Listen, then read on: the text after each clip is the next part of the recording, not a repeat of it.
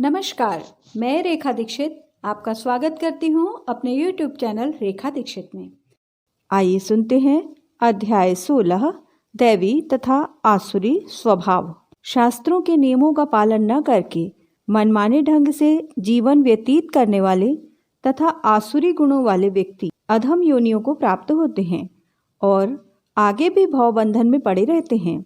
किंतु दैवी गुणों से संपन्न तथा शास्त्रों को आधार मानकर नियमित जीवन बिताने वाले लोग आध्यात्मिक सिद्धि प्राप्त करते हैं।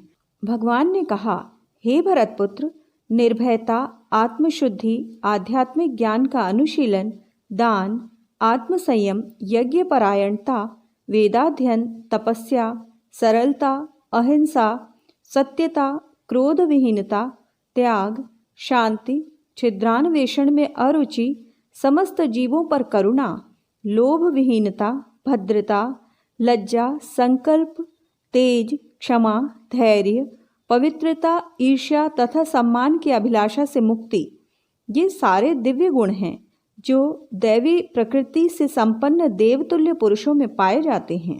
हे प्रथापुत्र, दंभ, दर्प, अभिमान, क्रोध, कठोरता तथा अज्ञान ये आसुरी स्वभाव वालों के गुण हैं। दिव्य गुण मोक्ष के लिए अनुकूल हैं और आसुरी गुण बंधन दिलाने के लिए हैं। हे पांडुपुत्र, तुम चिंता मत करो, क्योंकि तुम दैवी गुणों से युक्त होकर जन्मे हो। हे पृथापुत्र, इस संसार में सृजित प्राणी दो प्रकार के हैं, दैवी तथा आसुरी। मैं पहले ही विस्तार से तुम्हें दैवी गुण बतला चुका हूँ। अब मुझसे आसुरी गुणों के विषय में सुनो। जो आसुरी हैं वे यह नहीं जानते कि क्या करना चाहिए और क्या नहीं करना चाहिए। उनमें न तो पवित्रता, न उचित आचरण और न ही सत्य पाया जाता है। वे कहते हैं कि यह जगत मिथ्या है, इसका कोई आधार नहीं है और इसका नियमन किसी ईश्वर द्वारा नहीं होता। उनका कहना है कि यह कामेक्षा से उत्पन्न होता है और काम के अतिरिक्त कोई अन्य कारण नहीं है। ऐसे निष्कर्षों का अनुगमन करते हुए आसुरी लोग, जिन्होंने आत्मज्ञान खो दिया है और जो बुद्धिहीन हैं, ऐसे अनुपयोगी एवं भयावह कार्यों में प्रवृत्त होते हैं जो संसार का विनाश करने के लिए होता है। कभी न संतुष्ट होने वाले काम का आश्रय लेकर तथा गर्व के मद एवं मिथ्या प्रतिष्ठा में डूबे हुए आसुरी लोग इस तरह मोहग्रस्त होकर सदैव क्षणभंगुर वस्तुओं के द्वारा अपवित्र कर्म का व्रत लिए रहते हैं। उनका विश्वास है कि इंद्रियों की तुष्टि ही मानव सभ्यता की मूल आवश्यकता है। इस प्रकार मरण काल तक उनको अपार चिंता होती रहती है। वे लाखों इच्छाओं के जाल में बंधकर तथा काम और क्रोध में लीन होकर इंद्रिय तृप्ति के लिए अवैध ढंग से संग्रह करते हैं। आसुरी व्यक्ति सोचता है, आज मेरे पास इतना धन है और अपनी योजनाओं से मैं और अधिक धन कमाऊंगा। इस समय मेरे पास इतना है, किंतु भविष्य में यह बढ़कर और अधिक हो जाएगा। वह मेरा शत्रु है और मैंने उसे मार दिया है और मेरे अन्य शत्रु भी मार दिए जाएंगे। मैं सभी वस्तुओं का स्वामी हूँ, मैं भोक्ता हूँ, मैं सिद्ध, शक्तिमान तथा सुखी हूँ, मैं सबसे धनी व्यक्ति हूँ और मेरे आसपास मेरे कुलीन संबंधी हैं। कोई अन्य मेरे समान शक्तिमान तथा सुखी नहीं है। मैं यज्ञ करूँगा, दान करूँगा और इस तरह आनंद मनाऊंगा।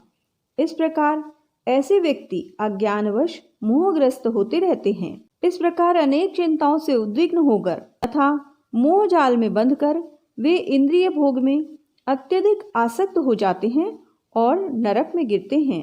अपने को श्रेष्ठ मानने वाले तथा सदैव घमंड करने वाले, संपत्ति तथा मिथ्या प्रतिष्ठा से मोहग्रस्त लोग किसी विधि विधान का पालन न करते हुए कभी कभी नाम मात्र के लिए बड़े ही गर्व के साथ यज्ञ करते हैं।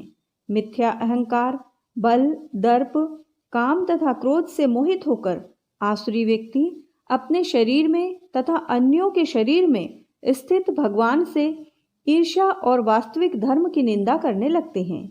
जो लोग ईर्ष्यालु तथा क्रूर हैं और नराधम हैं, उन्हें मैं निरंतर विभिन्न आसुरी योनियों में भवसागर में डालता रहता हूँ। हे कुंती पुत्र, ऐसे व्यक्ति आसुरी योनि में बारंबार जन्म ग्रहण करते हुए कभी भी मुझ तक पहुँच नहीं पाते। वे धीरे धीरे अत्यंत अधम गति को प्राप्त होते हैं। इस नरक के 3 द्वार हैं, काम, क्रोध तथा लोभ। प्रत्येक बुद्धिमान व्यक्ति को चाहिए कि इन्हें त्याग दे, क्योंकि इनसे आत्मा का पतन होता है।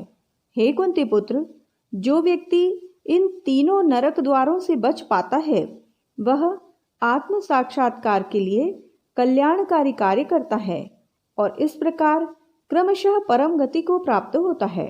जो शास्त्रों के आदेशों की अवहेलना करता है और मनमाने ढंग से कार्य करता है, उसे न तो सिद्धि, न सुख, न ही परम गति की प्राप्ति हो पाती है। अतएव मनुष्य को यह जानना चाहिए कि शास्त्रों के विधान के अनुसार क्या कर्तव्य है और क्या अकर्तव्य है। उसे ऐसे विधि विधानों को जानकर कर्म करना चाहिए जिनसे वह क्रमशः ऊपर उठ सके। इस प्रकार श्रीमद् भगवद गीता का 16वां अध्याय संपूर्ण हुआ। अगले एपिसोड में अध्याय 17 प्रस्तुत किया जाएगा।